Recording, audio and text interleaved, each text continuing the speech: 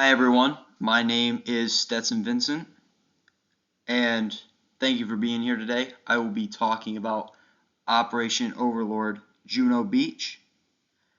This operation wasn't just a turning point in the war, but a defining moment for the Canadians' military history. What happened at Juno Beach on D-Day helped shape the course of the war and really showed what Canadian forces were capable of. So let's get started on how it all began. Overview of Operation Overlord. Now, Operation Overlord was the code name for the Allied invasion of what was Nazi-controlled France. It officially started on June 6, 1944, on the popular day we know as D-Day. Now, over 156,000 Allied troops landed on the Normandy coast. The goal was to break through Western Europe and to start pushing the Germans back.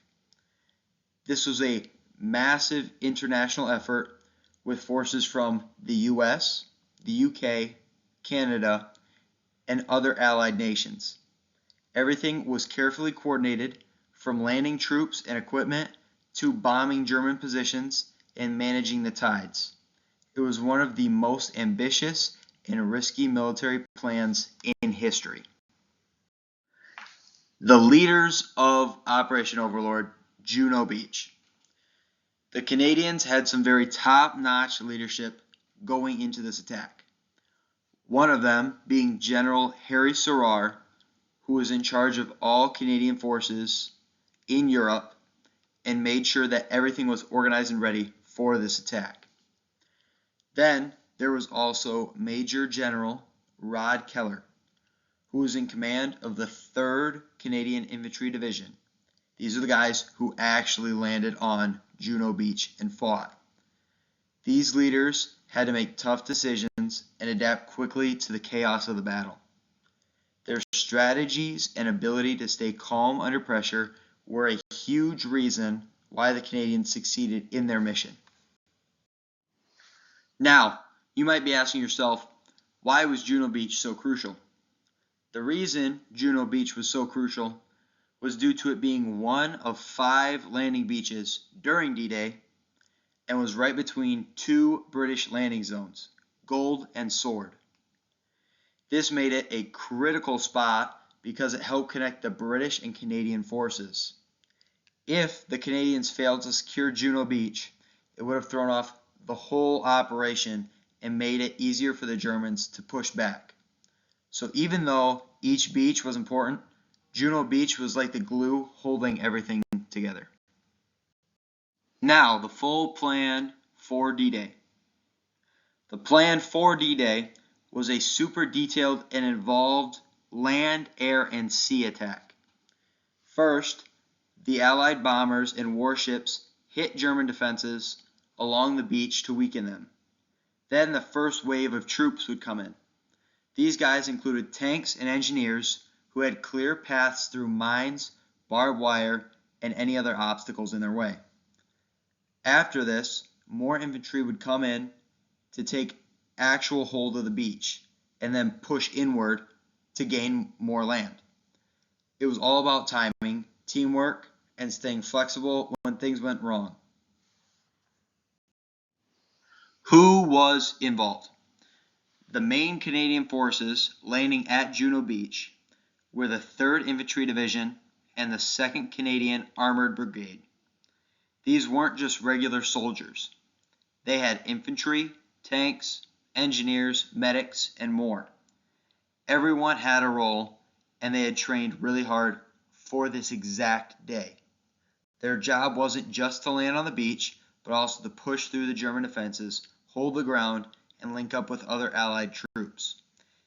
This made it a huge responsibility, and they definitely delivered. Now we move on to German defenses. The Germans had been expecting an invasion for years. They built a massive set of defenses along the coast that was called the Atlantic Wall, which is pictured here. It had bunkers trenches, machine gun nests, landmines, you name it. Plus, the German soldiers there were experienced and knew how to defend. The Canadians had to land in open water, run across the exposed sand, and fight through all of this. It was one of the toughest landing zones that day. The Canadians' plan of assault. Now this is Canada's plan.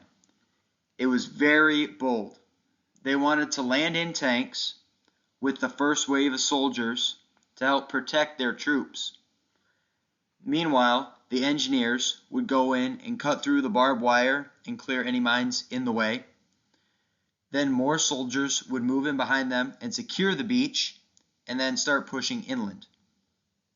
The goal was to connect all the way to Gold Beach. But the German defenses were way tougher than what they expected, so things didn't go exactly how they planned or as smooth as they wanted, but still the Canadians were able to adapt and keep pushing forward against the German defenses. Normandy's beaches. D-Day wasn't just about Juno Beach. There was 5 beaches total. The Americans hit Utah and Omaha, the British landed at Gold and Sword, and Canadians took Juno. Each beach came with different challenges, but Juno was one of the hardest because of its strong German defenses. Even so, by the end of the day, the Canadians had pushed further inland than any other Allied force, and that is something that they are proud of to this day. The assault.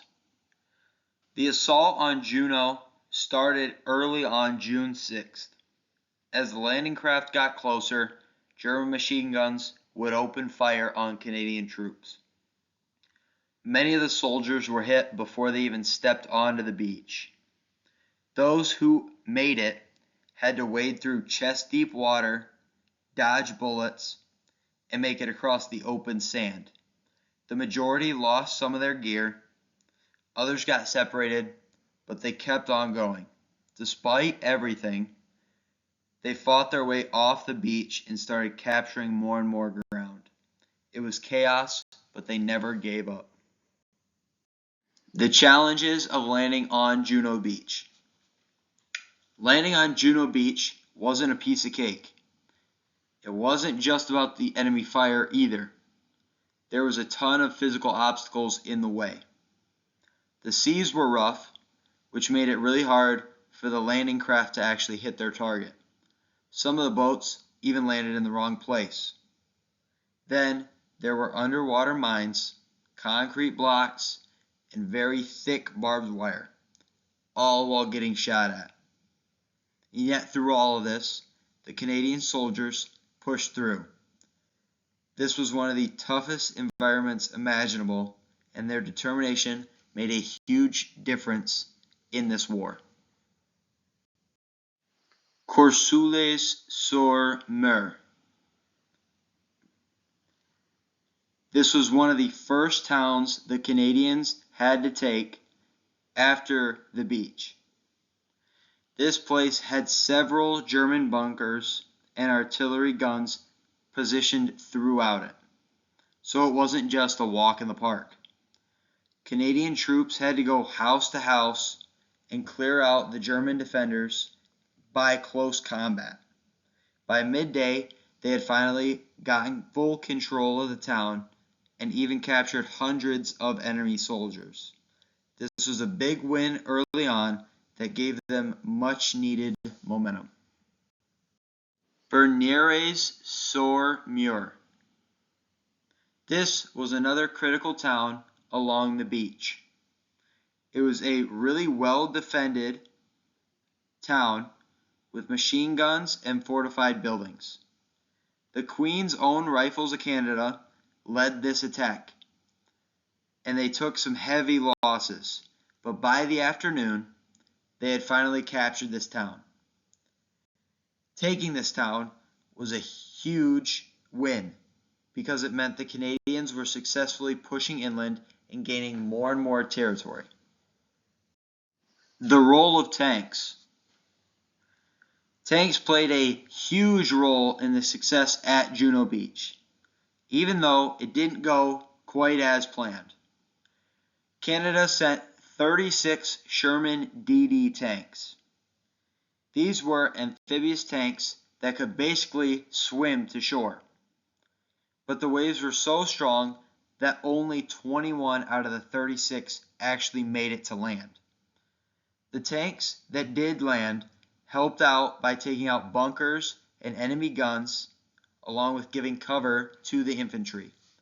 Without these tanks, it would have been way harder to get off the beach and push inland. The role of aircraft. Air support was another key part in this invasion. Thousands of Allied planes bombed the German positions before the landings.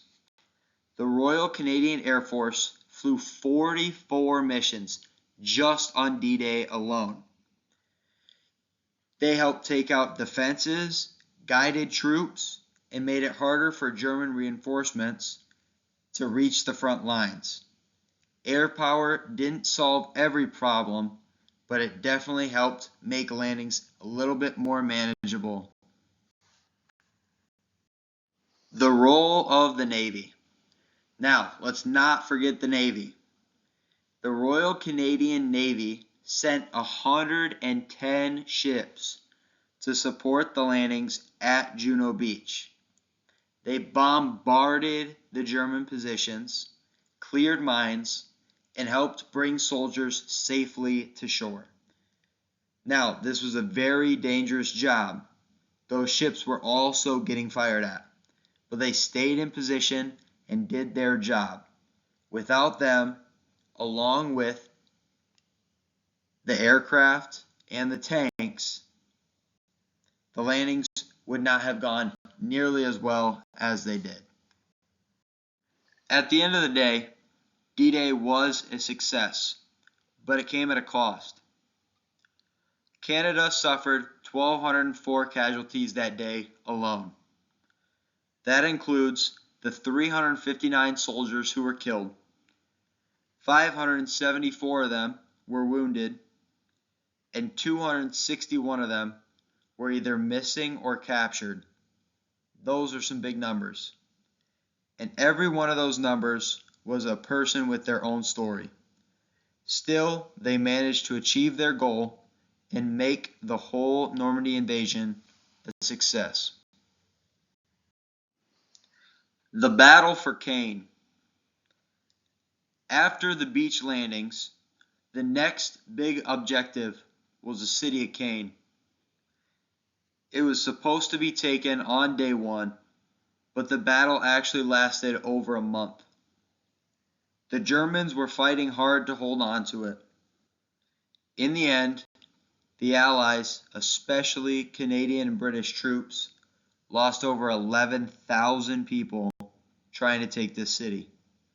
But capturing Caen was a key point to moving deeper into France. Normandy's liberation.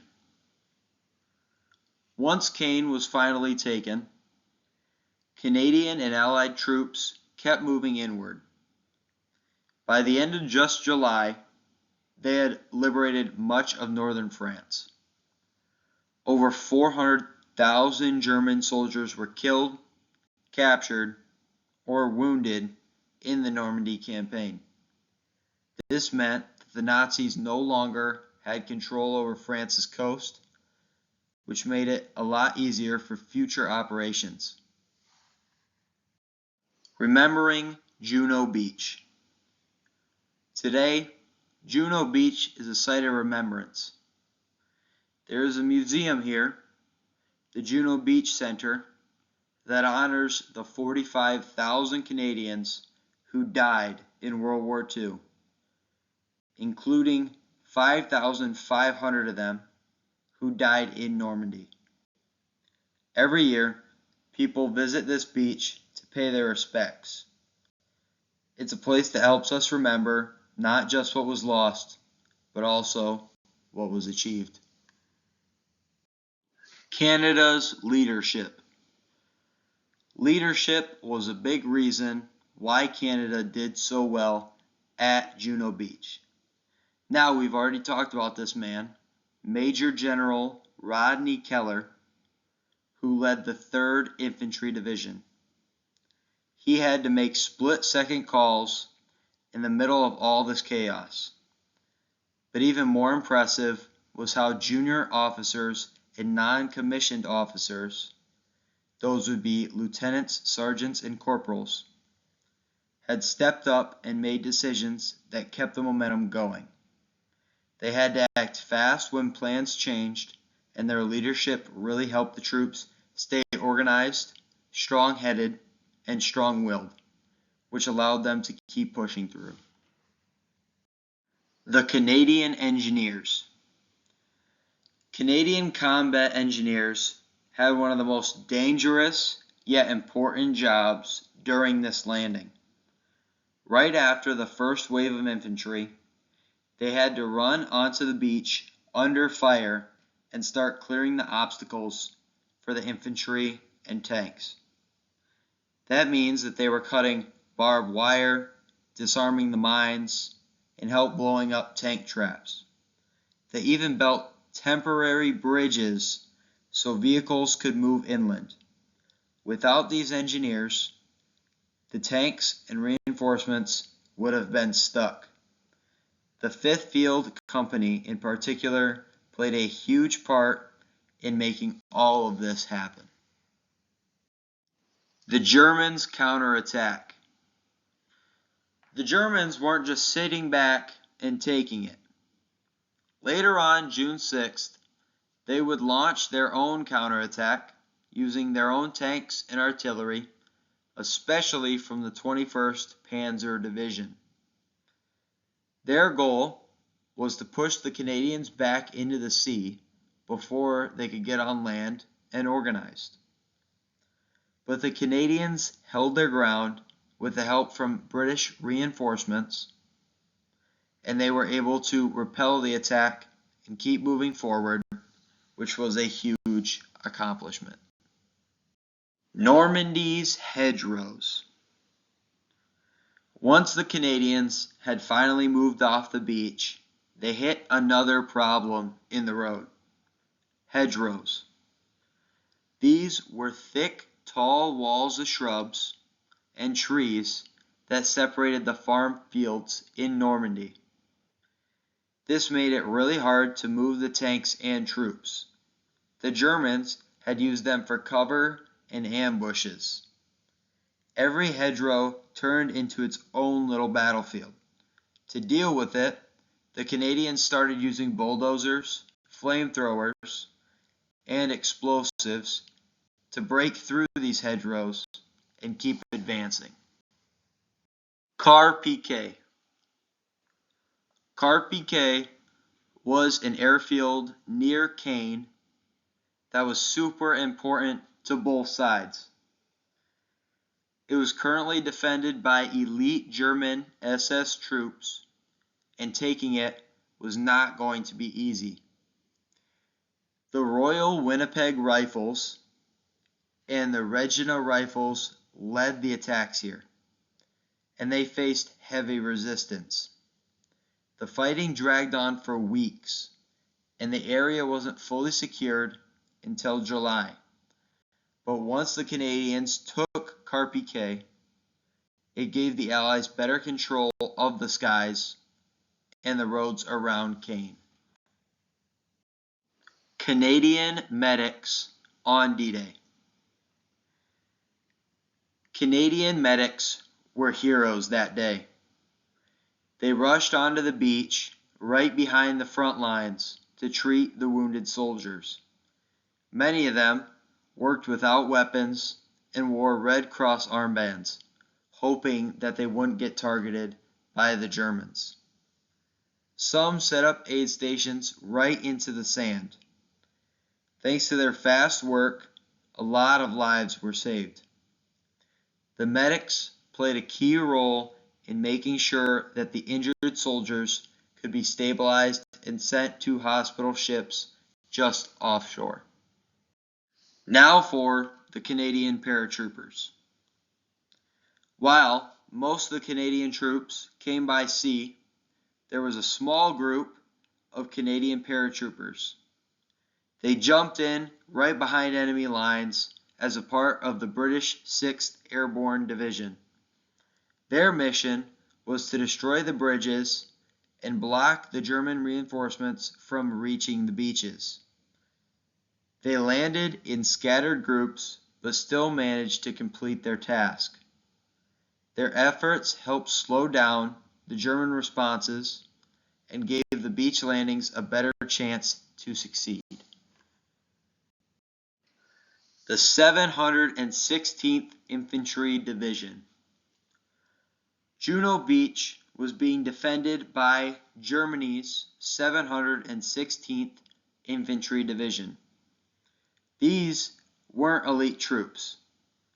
Many of them were older or from other countries that were forced into service. But they had strong defenses. They had concrete bunkers, machine guns, and artillery. Even though they might have not been Germany's best trained soldiers, they still put up a tough fight and caused a lot of Canadian casualties before getting pushed back. Mulberry Harbors.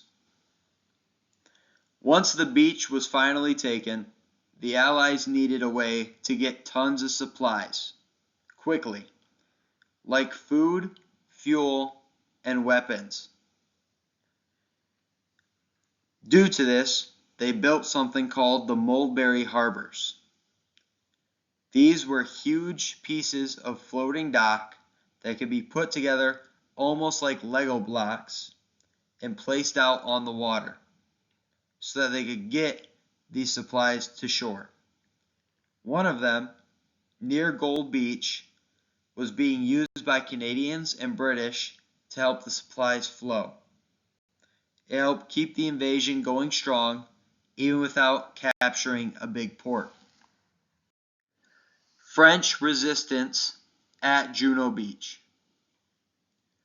The French resistance played a quiet but really important role during the invasion.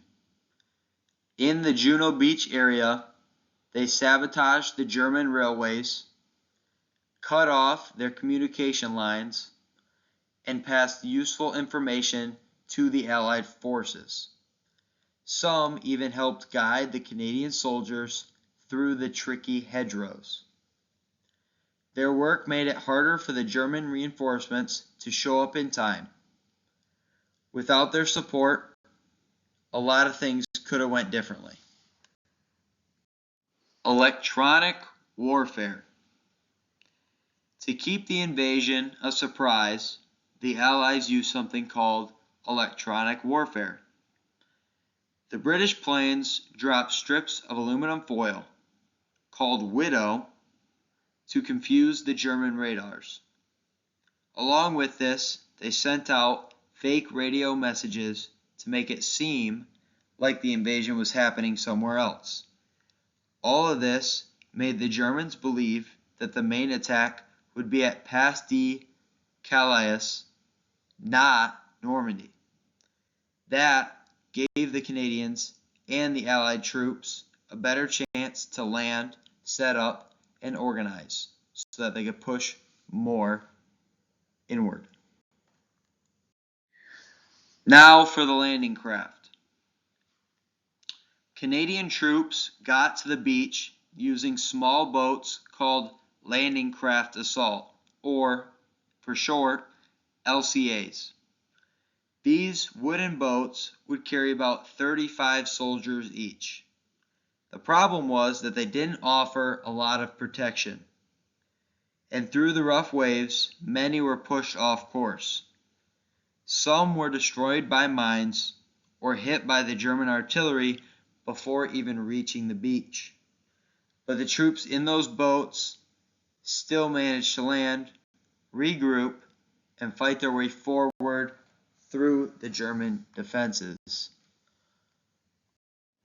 The indigenous soldiers of Juno Beach. There was many indigenous Canadians that fought at Juno Beach and played a major role, even though they faced discrimination at home. They served as scouts, snipers, and combat engineers. One of the well-known indigenous soldiers was Charles Charlie Bice, a Métis fighter who earned the Distinguished Conduct Medal and the Military Medal for bravery. These soldiers showed incredible courage and contributed just as much as anyone else did on the beach that day. Carrier pigeon communication. Communication during the battle was tough. Sometimes radios wouldn't work, and the chaos made it really hard to send messages. Some Canadian units started to use carrier pigeons as backup. It sounds old school, but it worked. Pigeons carried messages back to headquarters when other methods would fail. Even though this seems outdated, it was sometimes the only way to get important information through. Psychological warfare tactics. Before and during the invasion, the Allies used psychological tactics to mess with the German morale. They dropped leaflets over enemy troops, warning them of the invasion and encouraging them to surrender. Some ships and planes even broadcasted surrender messages in German over loudspeakers. The idea was to scare the defenders into giving up or at least lowering their will to fight. It might not have stopped the battle, but it did make some of the soldiers think twice. Canadian snipers. The Canadian snipers had a very important job during the landing. They were trained to target key German positions. For instance, machine gun nests and enemy officers. Most used the Lee Enfield No. 4 Mk1 rifle, which was a very accurate rifle for its time. By picking off these high-value targets, snipers helped reduce Canadian casualties and gave their fellow troops a better chance to actually land on the beach. The weather on Juno Beach. The weather on June 6, 1944 was far from ideal. There were strong winds and rough seas that made everything harder. Some landing craft would flip over or completely miss their targets, and a lot of the tanks that were supposed to land sank. But the bad weather also helped the Allies because the Germans didn't think anyone would attack in those conditions. This ended up giving the invasion more of an element of surprise. Deception on Juno Beach. Operation Fortitude was the name of a big deception plan that the Allies used before D-Day. They created fake armies, used dummy equipment, and sent out false messages to trick the Germans into thinking that the attack was going to happen at Pas de Calais. The Canadian forces helped by participating in this radio chatter. This would misdirect the German forces and lead them away from Normandy, including Juno Beach, and would give the real invasion a better shot at success. Canadian POWs during D-Day. Now, for those of you who don't know what POWs are, those are prisoners of war. Not all Canadian soldiers made it home. Some were captured by the German forces. One of the most tragic parts of the campaign happened in Ardenne Abbey, where 156 Canadian prisoners of war were executed by the 12th SS Panzer Division. These actions were considered as war crimes, and the German commander that was responsible, Kurt Meyer, was tried and convicted after the war. This was a reminder of how brutal the fighting was and the risks that these soldiers faced.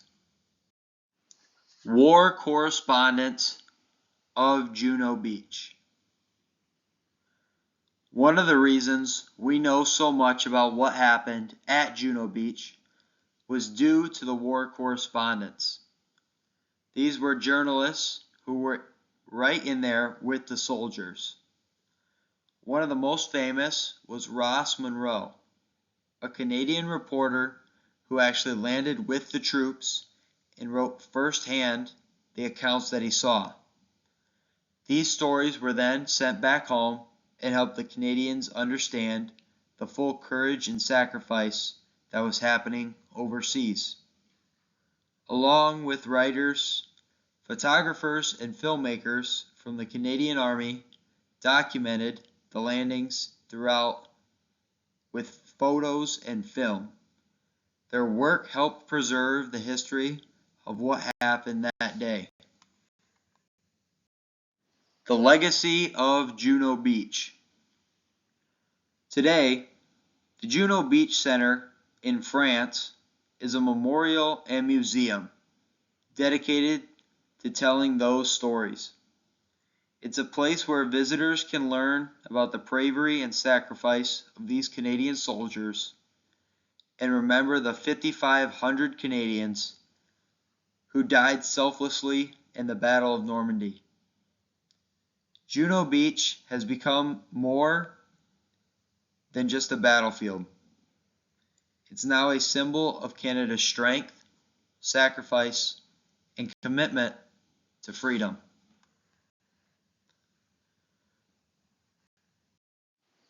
Thank you very much for watching this presentation. I hope you enjoyed. I hope you learned something new and interesting about Operation Overlord Juno Beach. I know I did.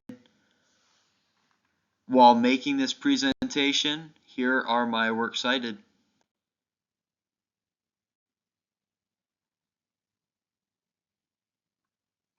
Thank you very much. I hope you have a great rest of your day.